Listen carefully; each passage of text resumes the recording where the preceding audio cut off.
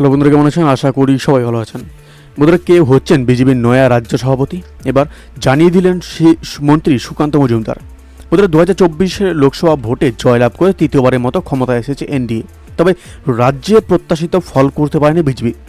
মনে করা হচ্ছে এই কারণে এবার রাজ্যে নেতৃত্ব বদল আনল গেরুয়া শিবির।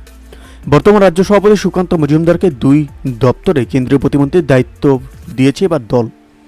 এতদিন বিজেপির রাজ্য সভাপতি পদ সামলাচ্ছিলেন সুকান্ত। এবার তার খালি জায়গায় কে আসতে চলেছেন সে নিয়ে রাজ্য রাজনীতিতে বিস্তার জল্পনা চলছে। এরই মাঝে এবার মুখ খোলেন সুকান্ত। বিজেপির নতুন রাজ্য সভাপতি কে হচ্ছেন এই প্রশ্ন সুকান্ত বলেন, দল এখনও কাউকে সেই সিদ্ধান্ত বা দায়িত্ব দেয়নি। আপাতত আমিই রাজ্য সভাপতি থাকছি। উল্লেখ্য, বিজেপির সংবিধান অনুসারেই এক ব্যক্তি কখনো একসঙ্গে 2টি পদে থাকতে পারেন না।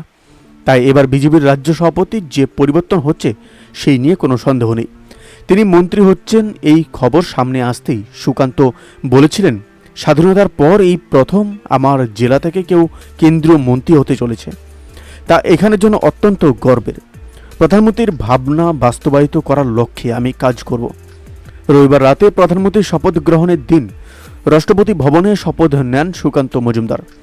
সুকান্ত মন্ত্রী হতেই তার ফেলে যাওয়া চেয়ারে কে বসবেন তা নিয়ে জোর চর্চা শুরু হয়েছে।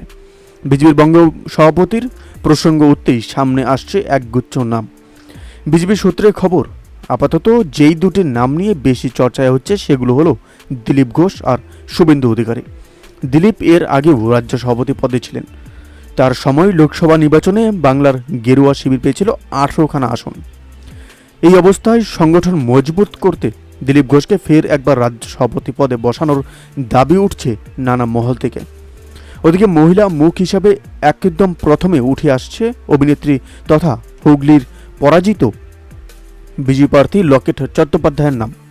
তালিকায় রয়েছে জ্যোতিপ্রিয় সিং মাহাতো এবং আলিপুরদুয়ারের সাংসদ মনোজ তিগ্গা, জগন্নাথ সরকার এবং শ্রমিক ভট্টাচার্যেরও নাম। ওদের এই আপডেট প্রসঙ্গে আপনাদের কি মতামত অবশ্যই আমাদের কমেন্ট করে জানাতে বলবেন না। ভালো থাকবেন, সুস্থ থাকবেন, ধন্যবাদ। দেখা হচ্ছে নতুন একটি ভিডিওতে। আপনি কোথা থেকে দেখছেন এই ভিডিওটিকে অবশ্যই আমাদের কমেন্ট করে জানাতে বলবেন না।